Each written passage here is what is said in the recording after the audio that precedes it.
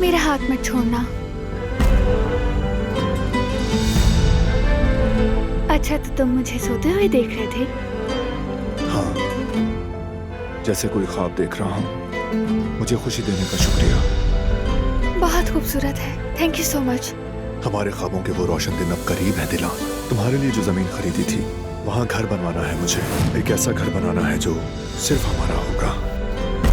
मेरे ज़हीन शोहर, बहुत शुक्रिया। शुक्रिया कैसा? तुम्हारा ख्वाब दरअसल हम दोनों का ख्वाब है ना।